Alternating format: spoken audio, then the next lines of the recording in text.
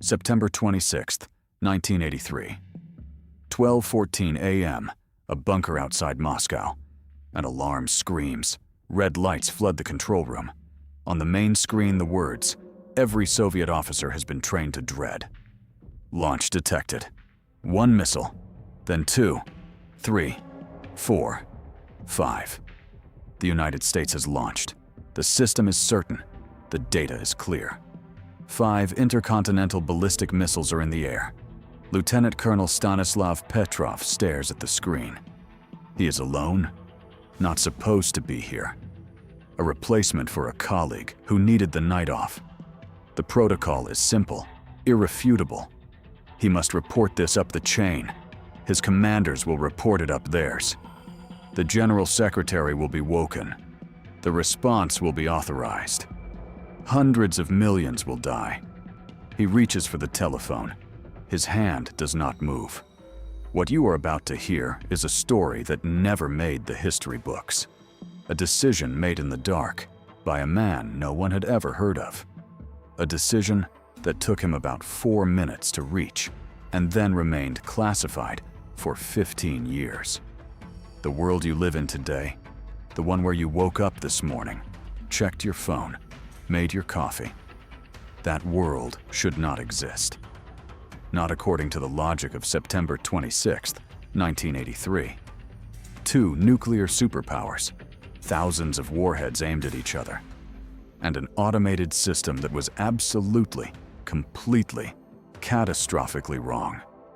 This is the story of the most important non-event in human history, and of the man who understood something that no protocol, no military doctrine, and no political leader had ever prepared him for.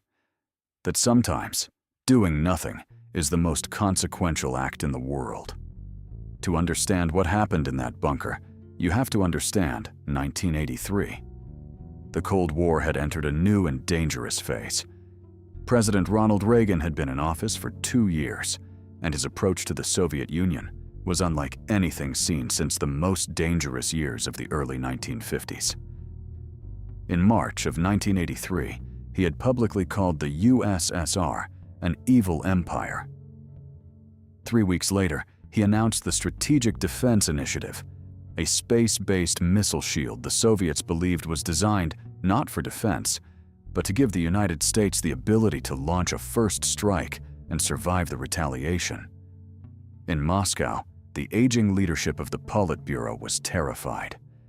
Yuri Andropov, the General Secretary, was a former KGB chief who had spent his career studying the methods of the enemy. He believed, genuinely believed, that Reagan was preparing for nuclear war. In May of 1983, Soviet intelligence launched Operation Ryan, a global, real-time intelligence-gathering program with one single purpose: to detect the earliest signs of an American nuclear first strike before it happened. Soviet radar operators, analysts, and military personnel across the world were told to watch for the signs: unusual military movements, embassy evacuations, changes in civilian communications. They were primed to see a threat. Then, on September 1, 1983, just 25 days before the events in this story, a Soviet Su-15 interceptor shot down Korean Airlines, Flight 007, a civilian Boeing 747 that had drifted into Soviet airspace over Sakhalin Island. 269 people died, including a sitting U.S. congressman. Reagan condemned the act in front of the entire world. Tensions between the two nations reached a level not seen since the Cuban Missile Crisis. Into this world walked Stanislav Yevgrafovich Petrov. He was 44 years old, a lieutenant colonel in the Soviet Air Defense Forces, assigned to Serpukhov 15, a secret command bunker located about 60 miles south of Moscow. His job was to monitor the Soviet early warning satellite network, codenamed OKO, a system designed to detect the infrared signature of American missile launches from orbit. Petrov was not a hardline ideologue. He was an engineer. He had helped develop the software protocols for the very system he was monitoring. He knew its architecture better than almost anyone in the Soviet military. He knew in particular that Oko was new, that it had not been extensively tested under real-world conditions. That satellite-based early warning was, by its nature, susceptible to false positives. He was a careful, precise, methodical man. On the night of September 25th to 26th, he had taken the shift because a colleague was unwell. The night began normally. The duty crew settled in. The consoles hummed. Outside, it was an ordinary Soviet autumn. At 12:14 a.m., everything changed. The first alarm was a single detected launch. Petrov stared at the readout. His training said, "Report it immediately." The protocol was non-negotiable. Any detected launch was to be reported up the chain without delay. But something stopped him. A single missile made no strategic sense. If the United States was launching a first strike, if they were going to break 38 years of nuclear standoff and end civilization as it was known, they would not send one warhead. They would send hundreds, thousands. You do not begin a nuclear war with a single missile. A single missile is a mistake, or a test, or a provocation. Not an apocalypse. Before he could process this, the second alarm sounded. Then the third. By the time the fifth alert appeared on the screen, the system's confidence indicator read, "Highest reliability." This was not a warning. This was a confirmation. The Oko system was telling him, with absolute certainty, that the United States had launched a nuclear attack. The duty officers around him had gone pale. Some were frozen. Some were asking him what to do. But what happened next would change everything. Petrov did not pick up the phone. He started thinking. Ground-based radar stations had not confirmed the launches.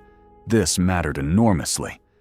Soviet doctrine required independent corroboration before a warning was considered definitive. The satellites were showing clear signatures, but the ground radar, which should have detected the missiles by now as they climbed above the horizon, was showing nothing. What no one in that room knew was this: a rare and highly unusual alignment of sunlight, high-altitude cloud formations, and the orbital position of the satellites had created a perfect optical trap. Sunlight reflecting off the tops of clouds at a precise angle had produced infrared signatures that the Oko system interpreted, correctly by its own programming, as the exhaust plumes of 5 Minuteman III ballistic missiles. The system was working exactly as designed. It was seeing exactly what it was built to see. It was completely and catastrophically wrong. Petrov had minutes, not hours. If these were real launches, the missiles were already above the atmosphere, already on their ballistic arc towards Soviet territory. The window for an authorized Soviet response was closing with every second that passed. He looked at the screen. He looked at the phone. He made a list in his head of what he knew. 12:16 a.m., 2 minutes since the first alarm. The siren is still screaming. The screens still show 5 inbound missiles. Petrov has not reported anything. His direct commanding officer calls. Petrov tells him the system has flagged a warning. He does not say the word launch. He says the situation is under assessment. 12:18 a.m., 4 minutes. The missiles, if they are real, are crossing the Arctic Circle. The window for Soviet retaliation is not closing. It has almost closed. He looks at the screen. He looks at his hands. He knows this. If he is wrong, if these are real, he is condemning his country to absorb a nuclear first strike without response. He is the reason the Soviet Union dies without fighting back. That is treason. That is cowardice. That is the end of everything. And he knows this. If he is right, if the system is lying, and he reports it anyway, the chain of command will do exactly what the chain of command was built to do. The order will go up. The order will come back down. The missiles will launch, and the world will end, not because anyone wanted it to, but because a bureaucratic reflex mistook a reflection of sunlight for the start of a war. 5 missiles. Only 5. The Americans have over 1,000 warheads on alert at any given moment. If they are going to strike, they will use them. All of them. You do not give your enemy time to respond. You do not send 5 missiles as a first strike. You send everything. It doesn't add up. It has never added up. He picks up the telephone. His commanding officer is waiting on the line. Petrov says in a calm voice, "I am reporting a system malfunction." Not a launch. A malfunction. He does not know if he is right. He cannot know. No sensor in that room, no instrument, no calculation can tell him with certainty what is happening 8,000 miles away on the other side of the planet. For the next 23 minutes, Stanislav Petrov sits in that chair and waits. If he is wrong, Soviet cities are burning right now, and he will never be forgiven. If he is right, nothing will happen, and the world will never know. At 12:41 a.m., the countdown expires. No impacts are reported. Ground radar confirms silence across all monitored trajectories. The OCO system is reset. There was no launch. Petrov does not stand up. He does not cheer. He sits very still in his chair, in a bunker 60 miles from Moscow, and feels, he later said, as though all the bones had been removed from his body. What happened to Stanislav Petrov after that night is, in some ways, the most revealing part of this story. He was not decorated. He was not publicly praised. He was reprimanded for failing to fill out the duty log correctly during the incident. The Soviet military conducted a quiet internal review. The official conclusion was that he had acted correctly, but the phrasing was careful. There was no ceremony, no commendation.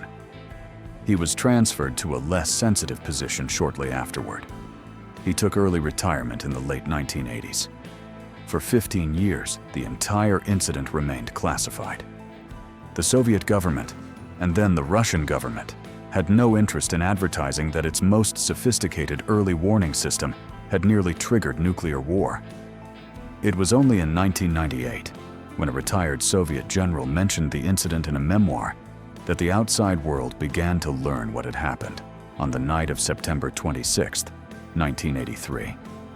Petrov, by then living in a small apartment in Fryazevo, outside Moscow, caring for a seriously ill wife on a modest pension, suddenly found himself receiving calls from journalists, historians, and foreign governments.